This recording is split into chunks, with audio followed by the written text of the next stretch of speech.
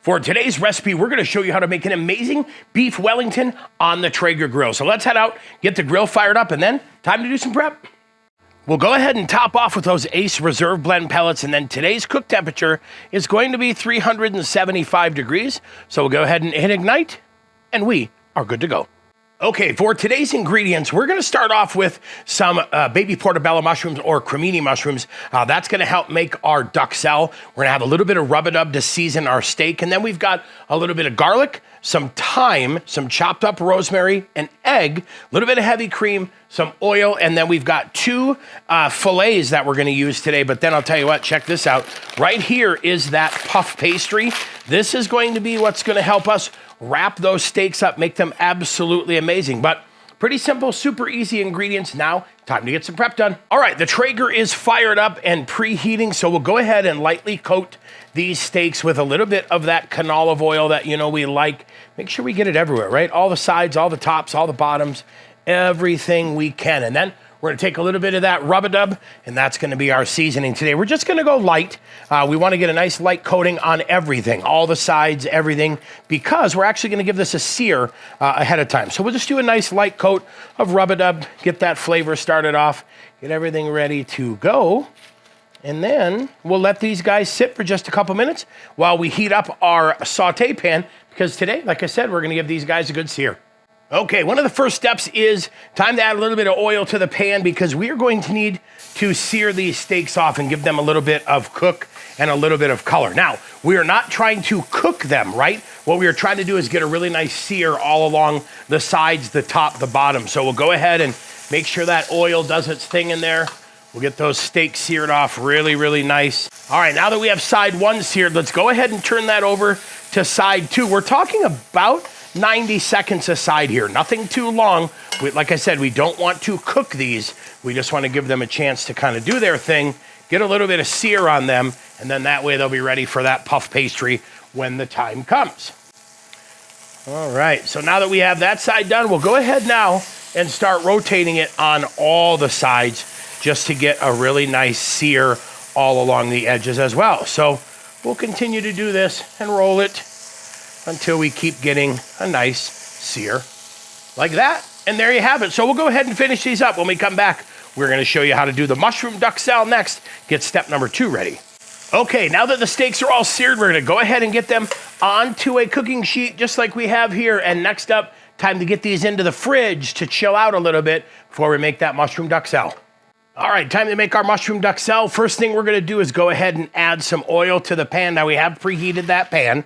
Then we're going to go ahead and add our mushrooms, and these are going to be sliced. You can chop them fine if you want, but we're going to go ahead and just do slice for now.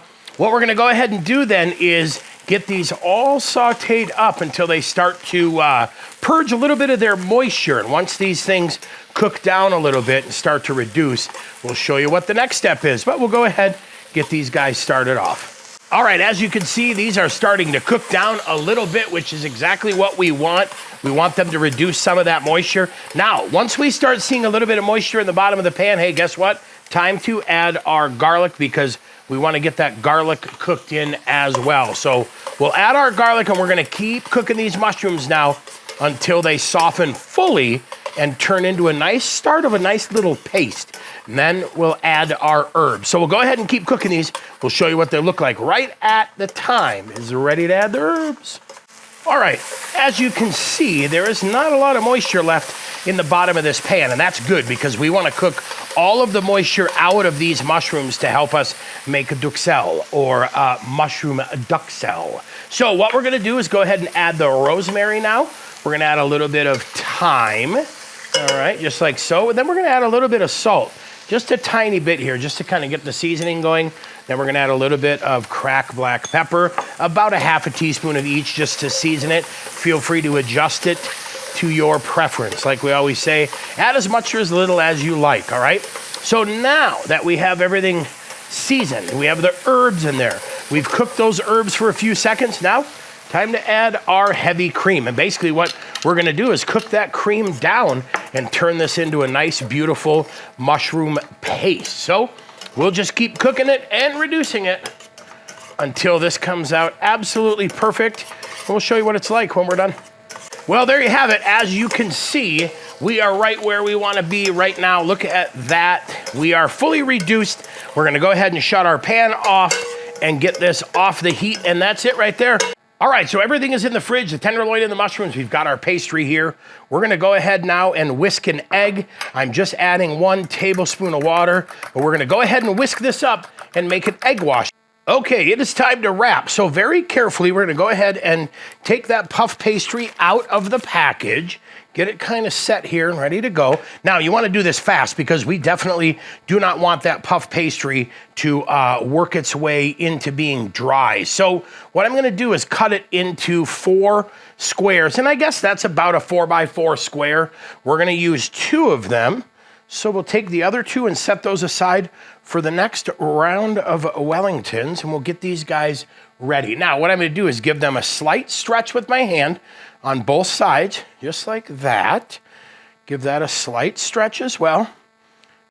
All right, now that the pastries are ready for us, we've got our fillets and we've got the duxelle. Let me show you real quick how we're gonna do this. So we're gonna grab one of the fillets, we're gonna add some of that duxelle to the top, a nice thin layer, and then we're going to set that onto the pastry like so.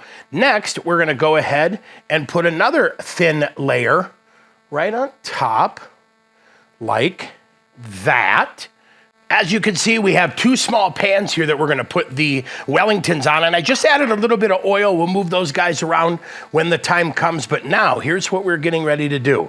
We're gonna go ahead and give that pastry a little bit more of a stretch, and now we're gonna slowly pull it and start wrapping. But what we're gonna do in the meantime is use that egg wash as a little bit of glue. So I'll go around here, a little bit of that egg wash on there like that, and we will keep stretching this up around the Wellington like so. Nice and tight, but being careful that we're not going too tight that we're tearing the pastry. And I'll hold on to it too just a little bit to make sure that I've got it all wrapped, but go ahead and use that egg wash. That's the glue that holds everything together here.